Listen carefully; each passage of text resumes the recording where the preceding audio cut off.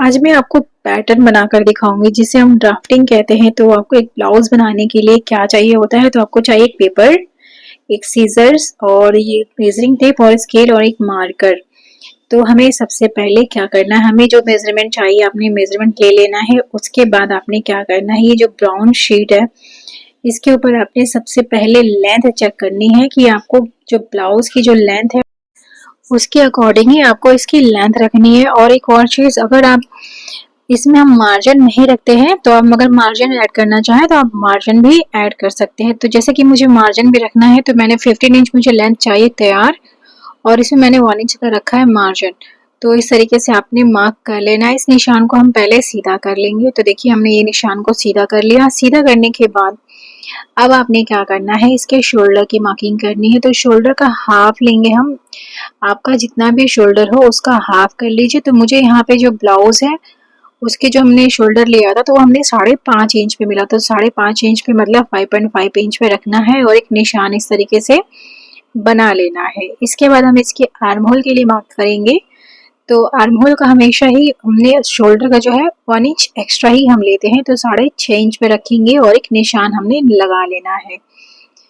तो ये देखिए हमने रखा और इस निशान को हमने सीधा कर लेना है। सीधा करने के बाद इसके बाद हम इसके बॉस लाइन की मार्किंग करेंगे।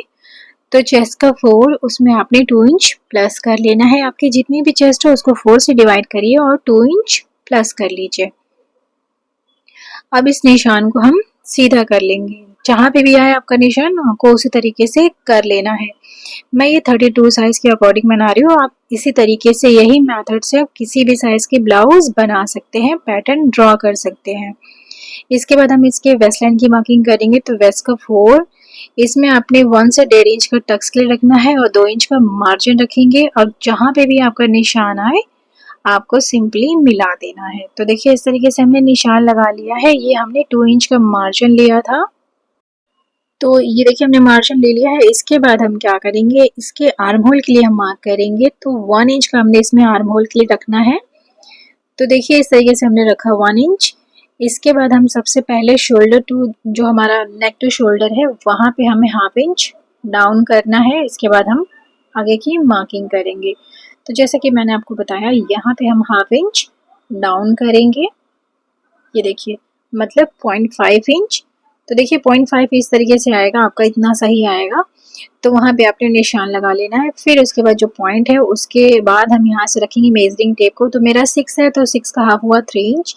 तो अंदर को हाफ इंच का मार्जिन लेना है इस तरीके से और इसमें हमें कर्व निशान लगाना है। जैसे कि हम आर्म होल का जो शेप देते हैं वो हमें करना है। तो मैं इसमें फ्री हैंड इस पे शेप दे रही हूँ। आप चाहें तो फ्रेंच कर्व की हेल्प से भी शेप दे सकते हैं। बहुत सारे लोग फ्रेंच कर्व की हेल्प से शेप देते हैं, आप भी दे सकते हैं।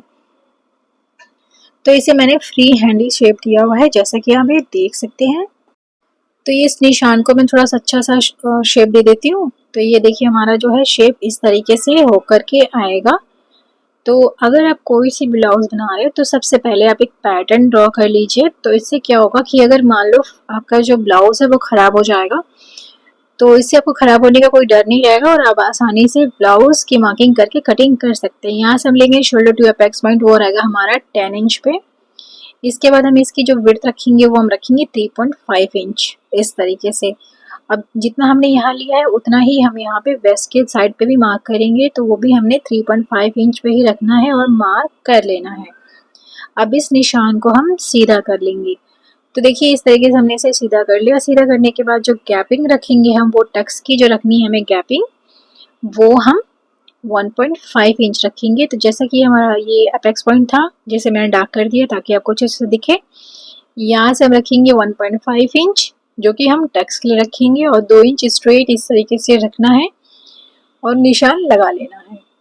इस तरीके से क्या होता है, जो शेप होती है वो बहुत ही अच्छी आती है और इसमें कोई आपका प्रॉब्लम नहीं होती है। तो इस तरीके से देखिए हमने ये निशान को इस तरीके से मिला दिया है। बिल्कुल कर्व नहीं रखना है और ना ही बिल्कुल तिरछा रखना है। अब देखिए इस तरीके से हमने ये ड्रॉ कर लिया। मैंने ये वीडियो को बिल्कुल नॉर्मल रखा है, इसमें मैंने कुछ एक्स्ट्रा नहीं रखी, मैंने इसकी स्पीड भी बढ़ाई नहीं है, बिल्कुल नॉर्मल रखा है ताकि आपको ये अच्छे से समझ में आ जाए। अब देखिए जो है यहाँ पे रखा था हमने 1.5 इंच और इस तरीके से ये हमने रखा है 2 इंच पे। तो ये हमारा हो गया इतना कंप्लीट। अब इसके बाद जो शेप देना है वो देखिए, आज जो हमने ये निशान हमने लगाया था, निशान से जस्ट 1/2 इंच ऊपर ही रख करके आपको इस तरीके से मिला देना है। बिल्कुल तिरछा नहीं रखना है और ना ही ज्यादा हमें कर्व देना है, बिल्कुल इस तरीके से हम निशान ड्रॉ कर लेंगे। तो बहुत से लोग बहुत तरीके से बताते हैं, लेकिन जो ये तरीका है जो आप मेरे तरीके से बनाओगे तो इसमें आपका जो प्रिंसेस कट बनकर आएगा वो बहुत ही प्यारा बन करके आएगा और इसमें आपको कोई इश्यू भी नहीं आएंगे। अगर आप मेरी वीडियोस पहले देखते होंगे तो आपको पता होगा कि किस तरीके की मैं ब्लाउज बनाती हूँ। तो देखिए अभी क्या करना है, यहाँ से हम नेक विड्थ रखेंगे 2.5 इंच। 2.5 इंच सही रहता है। अगर हम डीप नेक में बना रहे हैं, बोट नेक की बना रहे हैं, तो हम ज्यादा रखते हैं नेक विड्थ, बाकी इसमें हम 2.5 इंच ही रखते हैं। अब देखिए क्या करना है, इस निशान को पहले मैं सीधा कर लेती हूँ। और जो नेक की जो लेंथ होती है हमेशा ही आपको, अगर ज्यादा डीप पहनते हो आप तो 7 से लेके 9 से 10 तक रख सकते हैं। तो इस पे मैं अभी सिर्फ आपको सिंपल बता रही हूँ। तो इस तरीके से देखिए हमने नेक की जो लेंथ रखी है वो मैंने 7 इंच पे रखी हुई है। इस तरीके से इस निशान को मैं सीधा कर लूंगी। ये मैंने राउंड नेक ही बनाया हुआ है, अगर आप इसमें कोई सा भी डिजाइन बनाना चाहे तो बना सकते हैं। ये मैंने बेसिक नॉलेज आपको दिया है कि किस तरीके से आप इसे ड्रॉ करके बना सकते हैं। तो देखिए ये हमारी नेक हो चुकी है। इसे मैं राउंड नेक डालूंगी तो इस तरीके से रखेंगे हम, और यहाँ पे हमें बस इतना सा ही शेप दे देना है। इतना इजी था, आपको बहुत अच्छे से समझ में आ गया होगा। अब इसके बाद क्या करना है, जो हमने नेक टू शोल्डर डाउन करा था वहां पे आपको स्केल की हेल्प से तिरछे निशान लगा लेना। अगर आप पैटर्न बनाते हैं तो स्केल का यूज जरूर करिए। तो ये हमारा हो गया पैटर्न रेडी। तो आप इस तरीके के पैटर्न बना करके रेडी कर सकते हैं और आप ब्लाउज भी जल्दी बनवा लेंगे और आपका जो अगर फैब्रिक खराब भी नहीं होगा। तो इस तरीके से आप जरूर पैटर्न बनाइए। और वीडियो को अगर आपने लाइक नहीं किया तो प्लीज वीडियो को लाइक करिए, चैनल पे नया है तो चैनल को सब्सक्राइब करिए और प्रेस द बेल आइकन, जिससे आपको मेरी अपकमिंग वीडियोस के नोटिफिकेशन मिलते हैं और आप मेरी वीडियो सबसे पहले देख सके। और वीडियो से रिलेटेड अगर आपके पास कोई क्वेश्चन है तो आप मुझे कमेंट बॉक्स में कमेंट करके पूछ सकते हैं। तो आज के लिए बस इतना ही, मिलते हैं नेक्स्ट वीडियो में नए टॉपिक के साथ। तब तक के लिए thanks for watching. Thank you.